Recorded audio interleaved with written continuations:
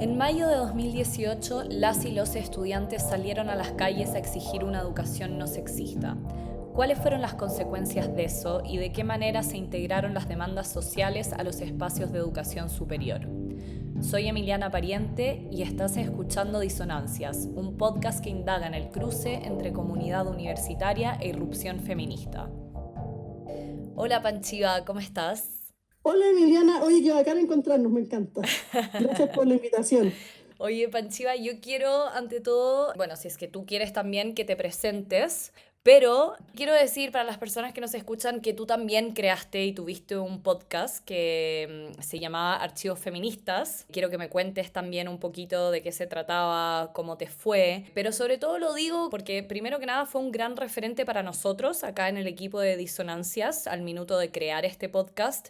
Las escuchamos y fue como un gran ejemplo a seguir. Pero también lo menciono porque, bueno, nos entendemos un poco en esta hazaña de buscar divulgar de otras maneras o abrir ciertos diálogos, por decirlo. De alguna forma, saliéndonos un poco de los espacios académicos, ¿no? De lo hermético. Entonces, bueno, dicho eso, ahora sí, si tú quieres, te puedes presentar.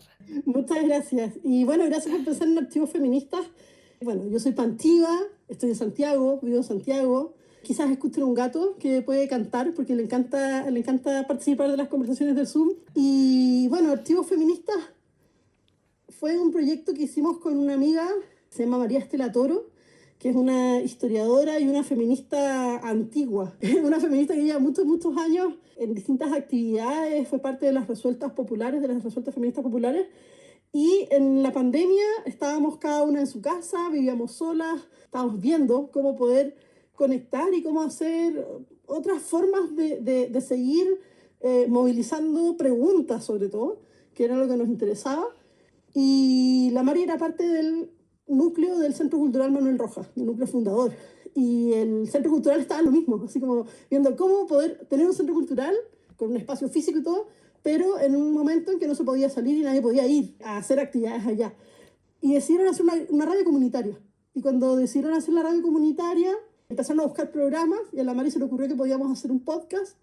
Y así nació Archivos Feministas. Nos juntamos un día y fue como, ya, hagamos esto. ¿Sabes cómo hacerlo? No, yo tampoco.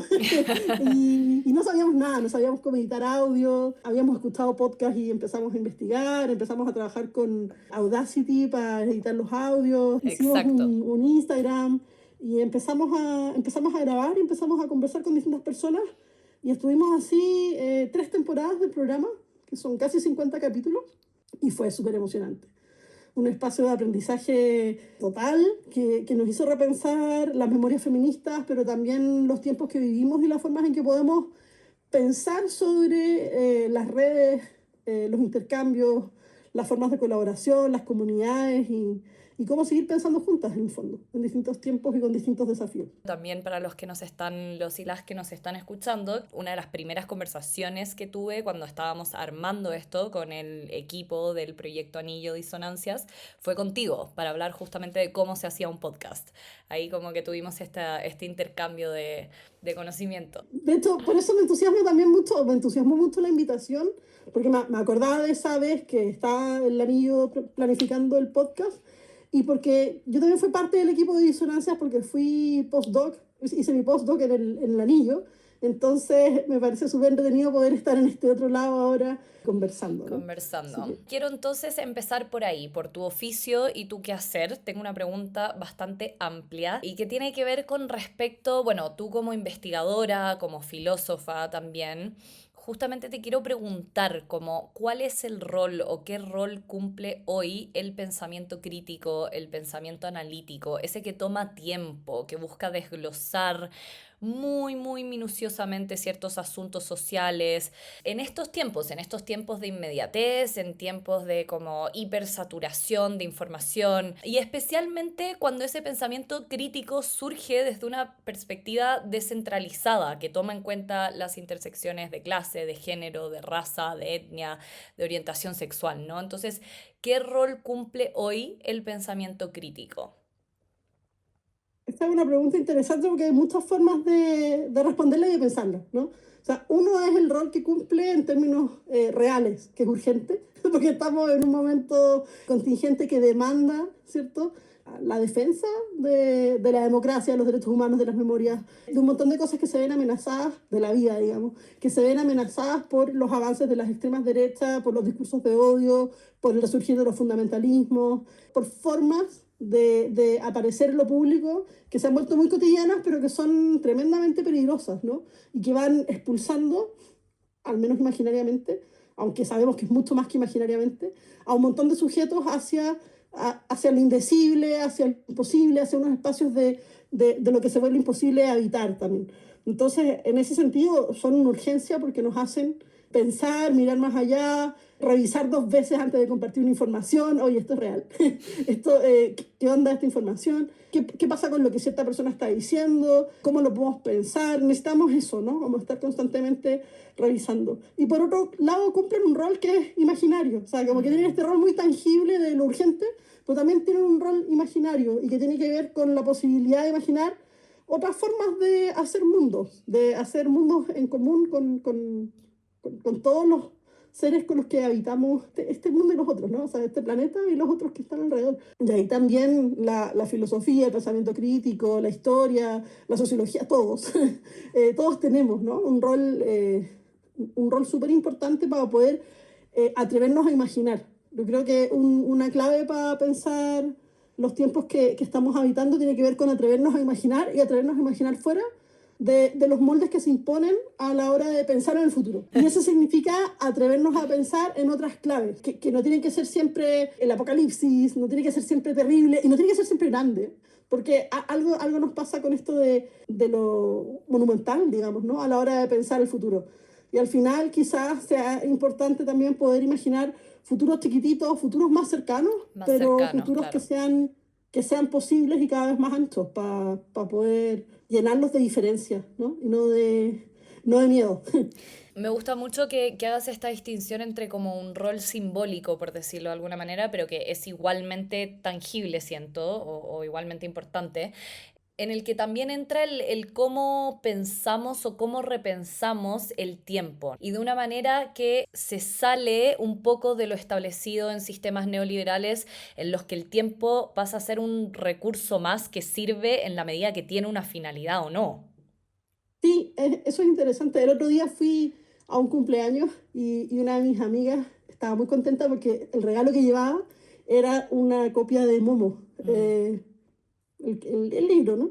Eh, que es un libro como pensado para niños, y es uno de sus libros favoritos y estaba muy feliz porque lo iba a regalar. Y es un libro sobre el tiempo, ¿no? Es un libro sobre unos señores grises que roban el tiempo a la gente. Ese es como el gran daño que hacen. Claro. Y es tremendo porque en el fondo tener tiempo es la posibilidad de sentir, de mirar, de nuevo, como para poder pensar, para poder respirar incluso, ¿no? O sea, como no tener tiempo es estar aplastado, Mm.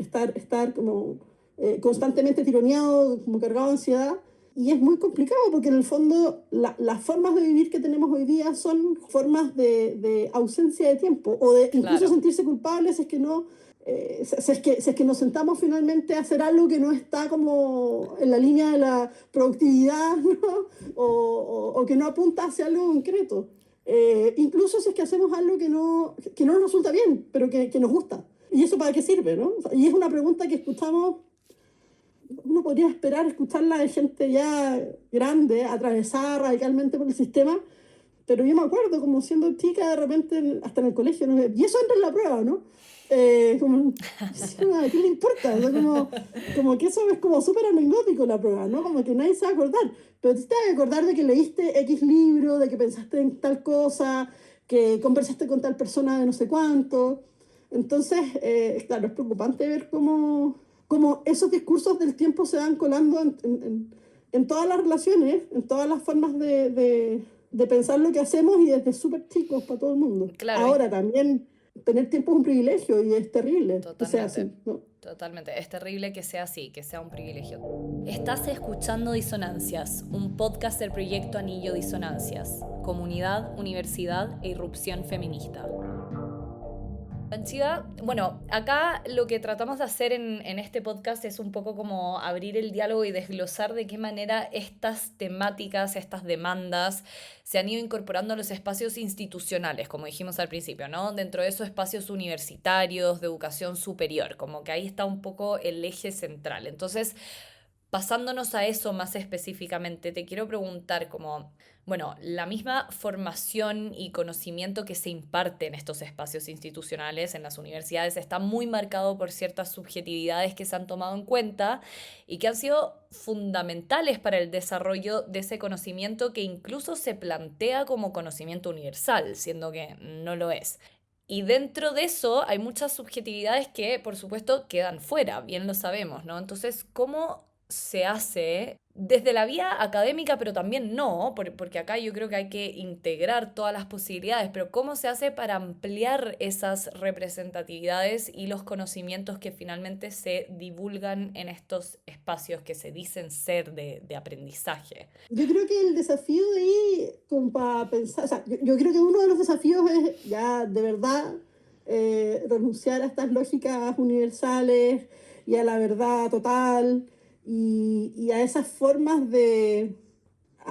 cerradas de los discursos que conducen hacia lugares que son demasiado normativos y también son aburridos, digamos, y son muy injustos, ¿no? Porque al final te dicen, bueno, esto es la humanidad, esta es la historia. Mm. Y en realidad es como, oye, pero ahí no está tal, no está tal, no está tal otro. Entonces, quizás el gran desafío es atrevernos de verdad a imaginar desde otros lugares, que ya no sea sumar. Yo me acuerdo, para mí fue súper importante leer la introducción de Rizoma cuando Deleuze y Guattari dicen como, bueno, entonces la totalidad es n-1. Y yo que había hecho todo en mi vida para deshacerme de las matemáticas y no nunca más ver un número, de repente llegué y en filosofía me encuentro con esta cosa y digo, pero ¿cómo es una fórmula? Esto es terrible. ¿Pero cómo? Y tienen toda la razón. O sea, la única forma de imaginar algo así como una totalidad es a través de la resta, ¿no? Es de la desconfianza con uno mismo y con esos lugares seguros que dicen como, ya, esto es. Y es como, ya, pero ¿qué pasa si esto lo miro de otra forma, ¿no? ¿Qué pasa si a esto le hago otras preguntas? ¿Hasta dónde se sostiene? ¿Hasta dónde funciona? Y eso es algo que tenemos que estar haciendo todo el tiempo, ¿no? Y todo el tiempo, bueno, claro, ideal en las universidades y a la hora de investigar, pero también Pero todo el también en tiempo otros espacios. a la hora de vivir cotidianamente, Claro. ¿no? Como, bueno, esto funciona así porque a mí me funciona así, ¿no? Pero para otra gente puede funcionar de otra manera súper diferente.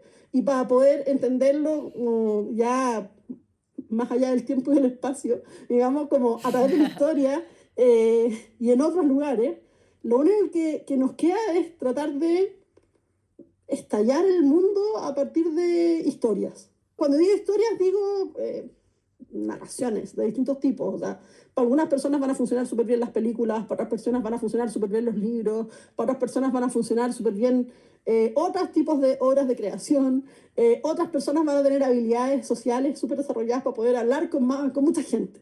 No todos podemos hacer lo mismo y no tiene por qué ser igual para todo el mundo, pero sí necesitamos abrir y tensionar los límites de eso que imaginamos como real.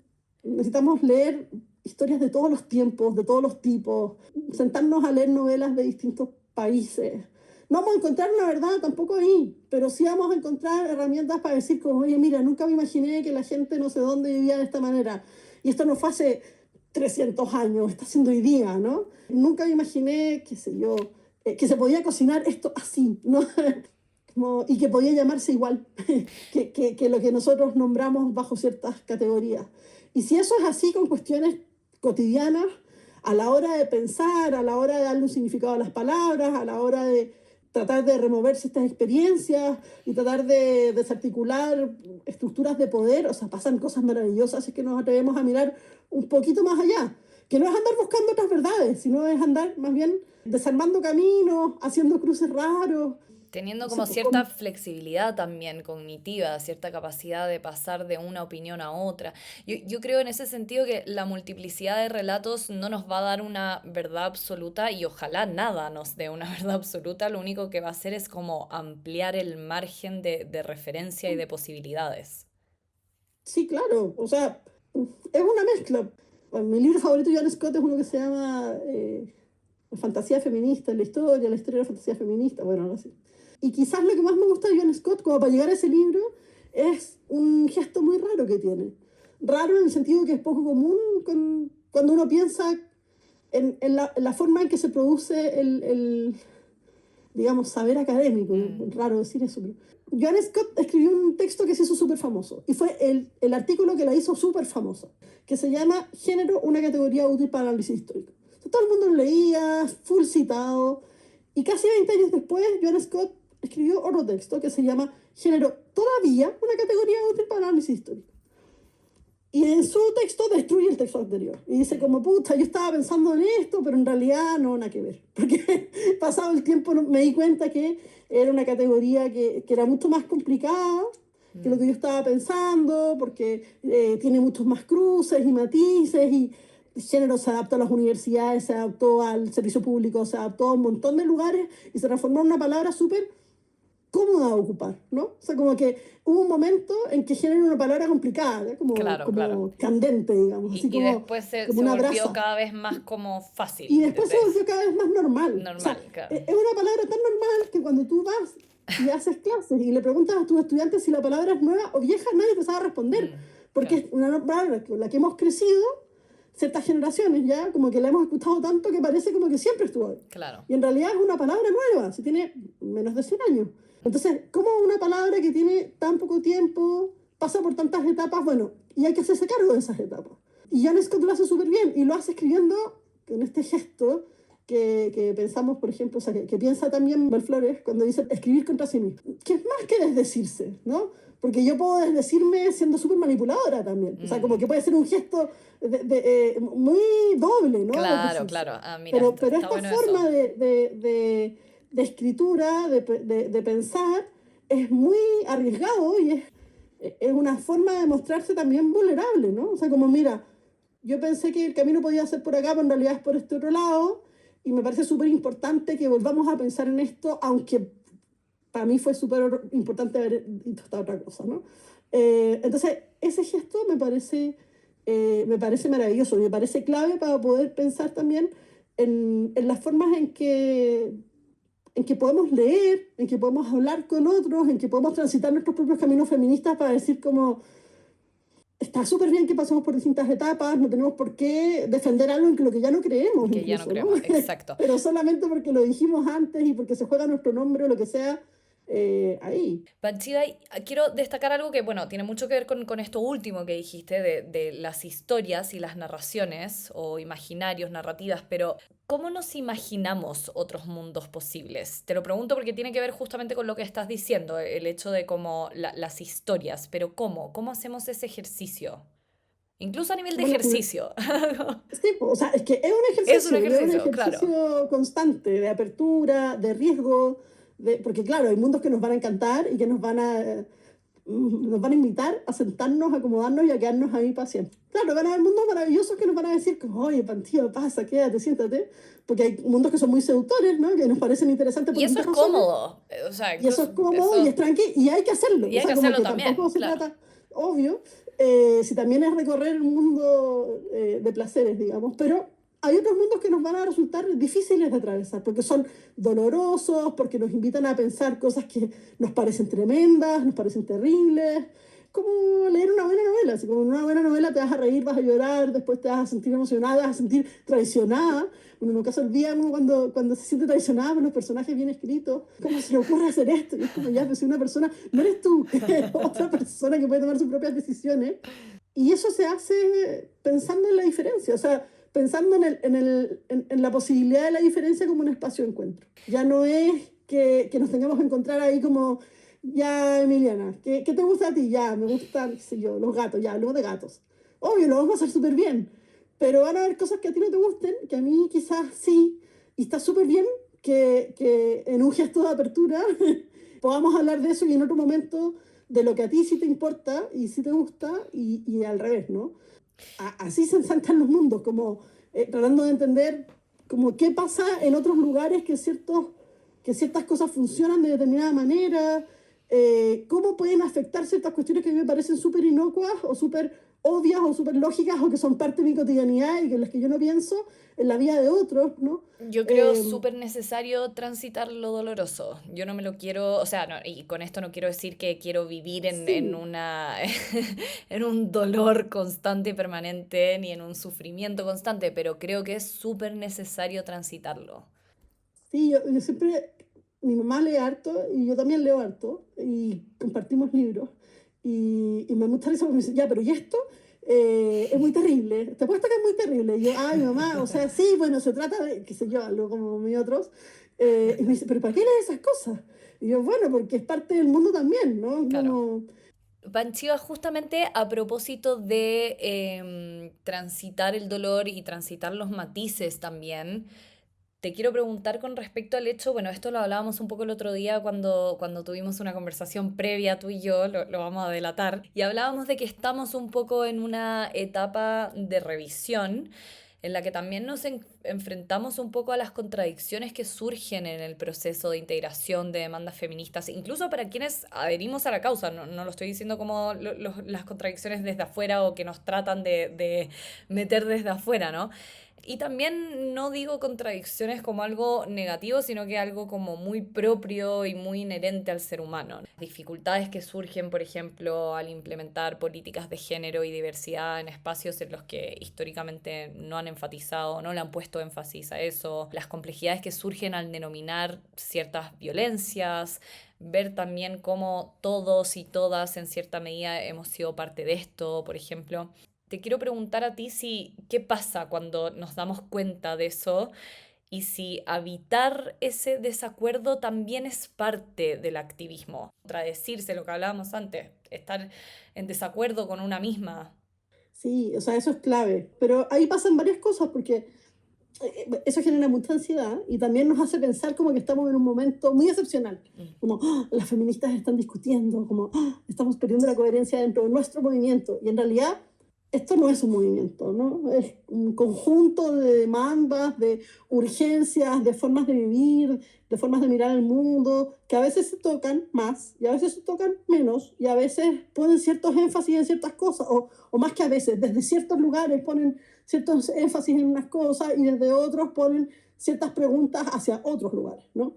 De hecho, feminismo es un concepto que puede ser maravilloso cuando parece que está en su pic y está todo brillante y bonito, mm, pero después eso puede también transformarse en una cáscara vacía, ¿no? Puede claro. transformarse en algo que pierde completamente el sentido si es que no nos atrevemos a hacerle preguntas. O sea, cuando asumimos que hay un concepto que tiene completamente claro sus significados, ese concepto pierde potencia política. Y a los feminismos le pasa lo mismo, ¿no? Ahora, es interesante porque esto no es una cuestión nueva, o sea, es una cuestión que cada cierto tiempo reaparece. El 2018 fue un tiempo increíble de movilización, de urgencia, que parecía que los feminismos lo tocaban todo, ¿no? Y el 2018 yo estaba recién entrando al doctorado, era mi primer año en el doctorado. Era profe, pero era estudiante, y yo decía, pero ¿por qué no tengo 20? Qué rabia. O sea, siempre estoy como fuera del tiempo, ¿no? Como si yo tuviera 20 horas, estaría pasando tan bien en la universidad. Pero no, o sea, pero iba a las asambleas de estudiantes y me sentía como invasiva porque era profe, pero si iba a las asambleas de las profes tampoco, porque igual era estudiante, entonces era como muy raro, ¿no? Pero sí podías percibir en ese lugar como esta ansiedad pero si nosotros también somos feministas, ¿no? Que lo decían las estudiantes por un lado, haciéndole demanda a los profesores, que incluía feministas, y por otro lado lo hacían las profes diciendo como, oye, pero ustedes nos están atacando porque la universidad es no sé qué, pero nosotros también somos parte de la universidad. Claro, claro. Y entre medio era como, ya, pero hay muchas preguntas que no estamos haciendo, que tienen que ver con cómo nos relacionamos, con cómo pensamos esta idea, por ejemplo, de espacio seguro, ¿no? Como que apareció muy fuerte la idea de que como las universidades no son espacios seguros porque los profesores acosan a las estudiantes. Y es como, ya, pero a ver, hay otras formas de violencia que no tienen que ver con una cuestión tan vertical, sino con una cuestión de cómo se generan comunidades entre los mismos estudiantes y como personas que atraviesan universidades de cargos que no son los de los grandes profesores. Claro. Eh, Y eso no lo estamos pensando, ¿no? O sea, como la violencia en la universidad, ¿dónde está? ¿Está en el acoso o está en esta insistencia por mantener espacios separados por género y la hipervigilancia de género, como O tú eres incluso demasiado raro para estar acá? está la violencia en lo que se está enseñando, Bueno, en las también, o sea, temáticas como, que se abordan y las que como quedan fuera, o sea, no, por supuesto, o sea, todas las historias que no se cuentan. Esto de los feminismos y las contradicciones, de partida es eso, como los feminismos, insistir en que son muchos, ¿no? claro, Que son diferentes y que, claro, podemos dialogar, pero en realidad no se trata de convencer a nadie tampoco de encontrar el mejor feminismo. claro, Yo claro. tengo mis favoritos, yo tengo mis favoritos que me hacen más sentido que otros, digamos, y es un concepto en constante tensión. O sea, si, Y imagínate que haya movimiento personas y antitrans, transformación que haya también. personas antitrans que se atreven a nombrarse como feministas Claro, claro. y que por otro lado haya personas trans que también se atreven a nombrarse como feministas. Entonces, tenemos este universo de un concepto súper tironeado por muchos lugares. Entre medio, cuestiones que tienen que ver con el racismo, que tienen que ver con la clase, que tienen que ver con, bueno, con lo que decías tú, con cómo construimos relatos sobre nuestras propias historias, a quién leemos, a quién dejamos de leer, y también cuántas veces leemos a la gente que leemos. Insistir en ciertos lugares también es hacer un mundo con otros. Si no, la lectura también es una cuestión desestable. Ya lo leí. Leer es una forma de generar comunidades, ¿no? Leer es una forma de generar mundos con otros, y esos otros pueden estar vivos, pueden estar muertos, pueden estar súper lejos, y haber escrito en otro idioma, y ahí tenéis dos amigas, ya, la escritora y la traductora, porque también hacen un Claro. trabajo tremendo para Sí. que puedan llegar esas historias hasta nosotros. Pero no tiene por qué ser una sola vez, ¿no? Acabas de escuchar Disonancias, un podcast que revisa de qué manera se implementan las demandas feministas en los espacios universitarios. Búscanos en Spotify y síguenos en nuestras redes para conocer más de nuestro proyecto.